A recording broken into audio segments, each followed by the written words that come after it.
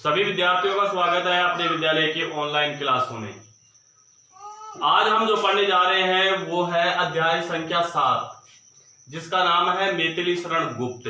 इससे पहले मैथिली शरण गुप्त की हम रचना पढ़ चुके थे, यशोधरा, जिसके 4 पद थे, गौतम बुद्ध और यशोधरा के बारे में। आज भारत की श्रेष्ठता, विश्व में भारत का महत्व क्या है, भारत को विश्व गुरु कहा जाता है, उसी बात को मैथिली शरण गुप्त ने यहाँ दर्शाया है। ठीक है, इसके 3 पद हैं इसमें दिए हुए, 1 और 2 पद मैंने यहाँ पर लिखे हैं, तीसरा पद हम अभी और आगे पढ़ लेंगे। तो पहला पद है वो क्या है वो देखिए यहाँ पर, भूलोक का गौरव, प्रकृति का पुण्य लीला स्थल कहाँ है, फैला मनोहर गिरी हिमालय और गंगा जल जहां, संपूर्ण देशों से अधिक किस देश का उत्कर्ष है, उसका की जो ऋषि भूमि है वह कौन भारतवर्ष है। पहला पद हमने पढ़ा, अब इसके कठिन शब्दार्थ है वो हम यहाँ पर देख लेते हैं। भूकार्थ पृथ्वी, लोकार्थ संसार, गौरवकार्थ महिमा या अभिमान, प्रकृतिकार्थ प्रकृति रहेगा, पुण्य पवित्र, लीला कार्य, स्थल स्थान कहाँ। यहां पर कौन सी शैली है ये ध्यान से सुन लेना, यहाँ पर है प्रश्नोत्तर शैली में बात कर रहा है, क्योंकि यहाँ पर प्रश्न पूछ रहा है, यहाँ पर प्रश्नोत्तर शैली है, ये पूरे जो पद है वो प्रश्नोत्तर शैली में। फैला मनोहर, मनोहर का अर्थ होता है रमणीय, गिरी पर्वत, हिमालय, हिमालय पर्वत की बात कर रहा है, गंगा जल, गंगा नदी का जल, पहले पाठ में भी हम पढ़ चुके हैं, पद्माकर में भी गंगा स्तुति में भी बात आई थी गंगा की।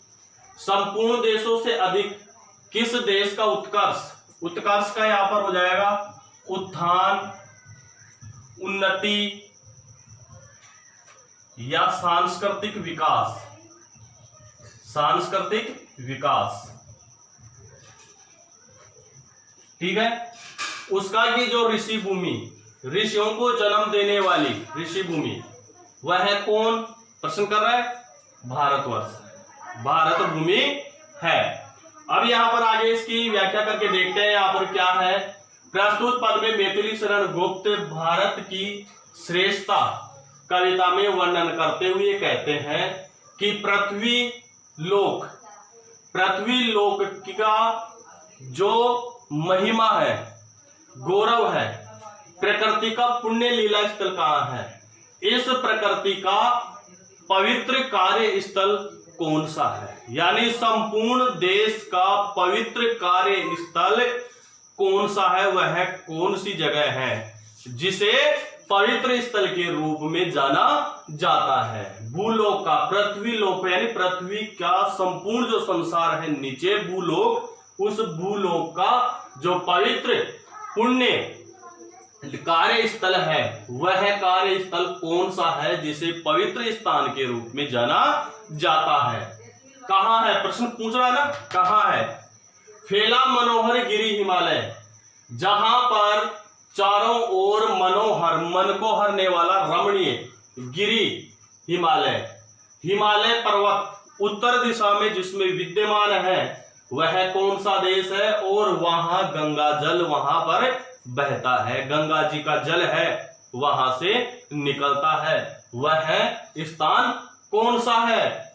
संपूर्ण देशों से अधिक किस देश का उत्कर्ष है, संसार में सभी देशों से ज्यादा, संसार में सभी देशों से ज्यादा किस देश का उत्थान, उन्नति और सांस्कृतिक विकास जिसका सबसे ज्यादा हुआ है, उसका की जो ऋषि भूमि है उसे एक ऋषि भूमि के रूप में भी जाना जाता है, ऋषियों को जन्म देने वाली जमीन के रूप में भी, भूमि के रूप में भी जाना जाता है। वह कौन है, वह कौन सा देश है, भारतवर्ष है। फिर कवि अपने ही प्रश्नों का उत्तर देते हुए कवि मैथिली शरण गुप्त कहते हैं कि यह सब कार्य स्थल कौन सी भूमि पर है, वह भूमि भारतवर्ष की है, जिसे भारतवर्ष के नाम से, भारत के नाम से जिसे जाना जाता है। इस प्रकार से इसकी व्याख्या हमने देखी। अब यहां पर देख लेते हैं अनुप्रास अलंकार है, ठीक है, ओज गुण है, वीर रस है, वीर रस है, गोडी, इसमें रीति है, ठीक है। इस प्रकार से इसमें ये पहले पद में ये है, ठीक है। दूसरा पद इसका देखते हैं। हाँ वृद्ध भारत वर्ष ही संसार का सिरमौर है, ऐसा पुरातन देश कोई विश्व में क्या और है, भगवान की भवभूतियों का यह प्रथम भंडार है, विधि ने किया नर सृष्टि का पहले यही विस्तार है। दूसरा पद हमने यहाँ पढ़ के देखा। अब इसके देखते हैं। वृद्ध, वृद्ध का अर्थ हो जाएगा यहाँ पर पुरातन या पुराना, ठीक है। भारतवर्षी संसार का सिरमौर, मुकुट या सबसे ऊपर, सबसे ऊपर, ऐसा पुरातन, पुरातन का भी वो हो जाएगा प्राचीन या पुराना, देश कोई विश्व में क्या और है, भगवान की भवभूति, पुण्य स्थल, भूतियों का यह है प्रथम भंडार। भंडार का हो जाएगा यहां पर संग्रह, संग्रह, विधि, विधि का हो जाएगा यहां पर विधाता या ब्रह्म, नर सृष्टि, मानव का विकास, मानव का विकास, विकास, या फिर ले सकते हैं इसका उत्पत्ति, उत्पत्ति, सबसे पहले यही विस्तार, विस्तार का अर्थ हो जाएगा यहां पर फैलाव, क्या हो जाएगा फैलाव। अब देखते हैं इसकी व्याख्या। यह जो भारत की श्रेष्ठता है, यह है भारत की श्रेष्ठता मैत्री शरण गुप्त की रचना है, भारत भारती, उसमें संग्रहित है, उसमें से कुछ अंश यहाँ पर, 3 अंश 3 पद है, ये 3 पद यहाँ पर लिए गए हैं। समझ में आ गई बात। अब इसकी जो व्याख्या है वो व्याख्या करके हम यहाँ पर देखते हैं। हाँ वृद्ध भारतवर्ष ही संसार का सिरोमौर है। प्रस्तुत पद में कवि मैथिली शरण गुप्त वर्णन करते हुए कहते हैं, हाँ मैं मानता हूं कि पुराना या पुरातन भारतवर्ष ही इस संसार का सबसे ऊपर रहने वाला देश है, वह सब देशों में मुकुट के रूप में जाना जाता है, ताज के रूप में वह जाना जाता है। ऐसा पुरातन देश कोई विश्व में क्या और है। आगे कवि वर्णन करता हुआ कहता है कि इतना प्राचीन देश भारत में या पूरे विश्व में, भारत में नहीं पूरे विश्व में क्या कोई और है, क्या कोई और है।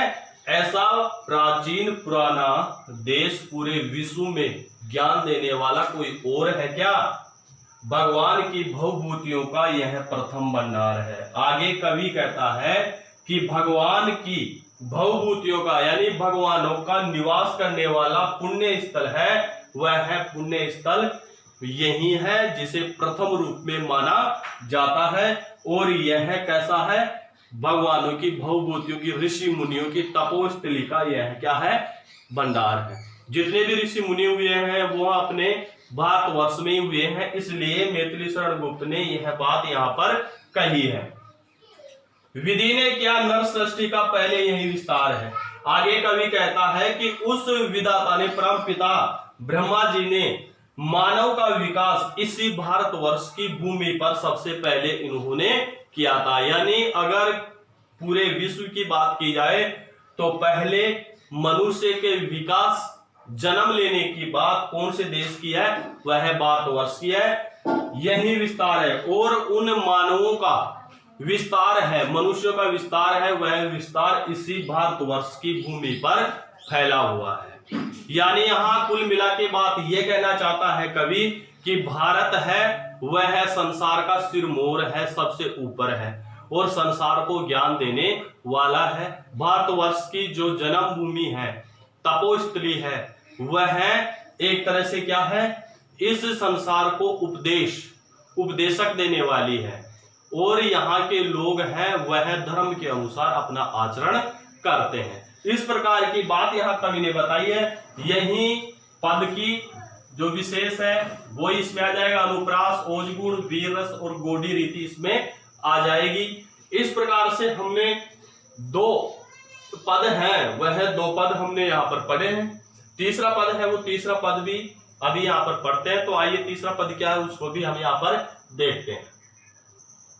तीसरा देखिए यहाँ पर, यह पुण्य भूमि प्रसिद्ध है, इसके निवासी आर्य हैं, विद्या कला कौशल सबके जो प्रथम आचार्य हैं, संतान उनकी आज यद्यपि हम अधोगति में पड़े हैं, पर चिन्ह है उनकी उच्चता के आज भी कुछ हैं खड़े। अब देखिए, पुण्य भूमि पवित्र स्थान, ठीक है, निवासी आर्य, सभ्य, श्रेष्ठ या सदाचारी, सदाचारी श्रेष्ठ, विद्या कौशल सबके प्रथम आचार्य, उपदेशक या शिक्षा देने वाले, शिक्षा देने वाले, संतान पुत्र, आज यद्यपि अधोगति पतन, अधोगति पतन, पड़े गिरे, चिन्ह निशानी, उच्चता श्रेष्ठता के आज भी कुछ खड़े हैं, खड़े हैं, स्थित हैं। ठीक है, अब इसकी व्याख्या देखते हैं। यह पुण्य भूमि प्रसिद्ध है। प्रस्तुत पाठ में कवि मैथिली शरण गुप्त भारत की श्रेष्ठता में वर्णन करते हुए कहते हैं, यह पुण्य भूमि प्रसिद्ध है। यह भारत वर्ष की जो भूमि है, यह भूमि पवित्र स्थान के रूप में प्रसिद्ध है। इसके निवासी आर्य हैं। इस भारत भूमि पर निवास करने वाले जो व्यक्ति हैं वह कैसे हैं? सभ्य हैं, श्रेष्ठ हैं, सदाचारी हैं। यानी इस भूमि पर निवास करने वाले आर्य लोग हैं, वह आर्य लोग श्रेष्ठ और सदाचारी जीवन व्यतीत करने वाले हैं। उनमें कोई अहंकार की भावना नहीं है, सादा जीवन व्यतीत करने वाले हैं। विद्या कला कौशल सबके जो प्रथम आचार्य, इस संपूर्ण विश्व में विद्या का ज्ञान देने वाले, सभी कलाओं और कौशलों में निपुण है ये। यानी विश्व को ज्ञान देने वाले और सभी कला कौशलों में क्या है? वह निपुण है। सभी प्रकार की विद्याओं में यह क्या है? निपुण है। जो सबके जो प्रथम आचार्य, इस प्रकार से संपूर्ण विश्व के यह प्रथम उपदेशक के रूप में जाने जाते हैं, शिक्षा देने वाले के रूप में जाने जाते हैं। यानी संपूर्ण विश्व को ज्ञान देने वाला कौन सा देश है? भारतवर्ष है। इसलिए भारतवर्ष को क्या कहा जाता है? विश्व गुरु के रूप में जाना जाता है, यानी विश्व का गुरु। यानी जितने भी देश विकसित हुए हैं वह विकसित कहां से होकर, किन से ज्ञान लेकर हुए हैं? भारत से ज्ञान लेकर वह विकसित हुए हैं। उन्होंने अपनी संस्कृति का विकास किया है। संतान उनकी आज यद्यपि, आज इन्हीं आर्यों की, इस भारतवर्ष के जो पुत्र हैं वह पुत्र क्या है? आज पतन की ओर जा रहे हैं, पतन में गिरे हुए हैं, पतन में डूबे हुए हैं, पतन में डूबे, विनाश की ओर वह अग्रसर हैं। पर चिन्ह है। अब यहां पर पतन की ओर क्या? क्योंकि भारत पर कई वर्षों तक अन्य देशों के लोगों ने क्या किया है? यहां पर राज किया है। इसलिए कवि ने यहां पर अधोगति शब्द का प्रयोग किया है।